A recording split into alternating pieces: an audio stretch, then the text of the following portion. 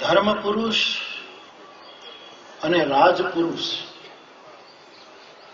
જો આપણા દેશને હસતા મળે તો દેશનું મોટું સદભાગ્ય ગણાય. કારણ કે આપણે ત્યાં ધર્મ પુરુષ બહુ હસતો નથી, અત્યંત ગંભીર રહે છે. એ જો હસે ને હસાવે તો લોકો કહે આ તો ખીખી ખીખી ખીખી કરાવે છે. રાજપુરુષ કોઈ પણ કારણસર વધારે ગંભીર થતો હોય છે.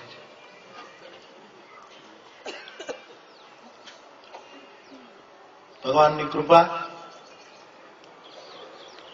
કે આપણા મુખ્યમંત્રી હસતા મુખ્યમંત્રી.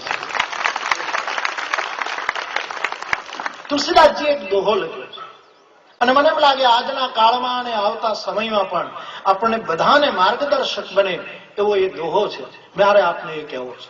તુલસી અસમય કે સખા ધીરજ ધર્મ વિવેક સાહિત્ય સાહસ સત્ય વ્રત અને રામ ભરોસો એક.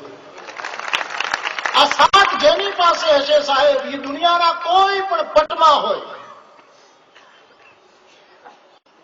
એનો ગમે તેવો ખરાબ સમય આવ્યો હોય સાહેબ,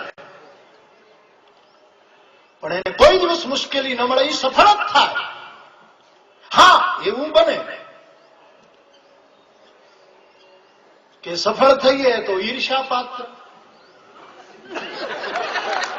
એની કવિતા છે સાહેબ, આંખ ધન્ય છે, એમાં ક્યાંક એમણે લખ્યું છે, હું શબ્દો આમ ભૂલી જાઉં, મને માફ કરો. સફળતા સફળ થઈએ તો ઈર્ષા, નિષ્ફળ જઈએ તો દયા પાત્ર.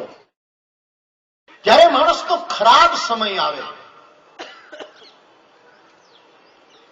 ત્યારે એને 7 જણાને પડખે રાખવા. ભગવાન કરે કોઈનો ખરાબ સમય ન આવે આના જેવો. પણ મને એમ લાગે છે એને 7 માંથી ઘણાને સાથે રાખ્યા હશે, એટલે ત્રીજી વાર નંબર 1. મારે કઈ વખાણ કરીને લેવું નથી, કોઈ દિવસ ચિઠ્ઠી લખવી નથી, કોઈ દિવસ ભલામણ કરવી નથી. હું એ બાવો ને એ બાવો.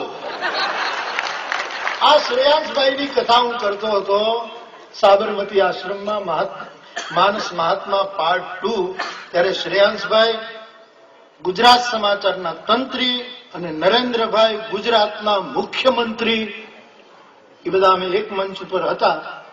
અને કંઈક પ્રવચન ચાલતું હતું ને એમાં નરેન્દ્રભાઈની સામે જોઈને મેં એમ કહ્યું કે હું તો બાવો છું. તો આપણા આદરણીય મુખ્યમંત્રી કે બાપુ હું એ બાવો છું.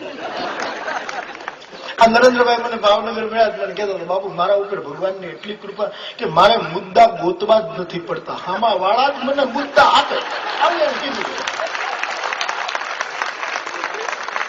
અને વાતે સાચી. પછી હું વિચારું આ તો હાવ સાચી છે. ઓલા જ આપી જાય કે લો તમે આના ઉપર બોલો અને અમને હરાવો.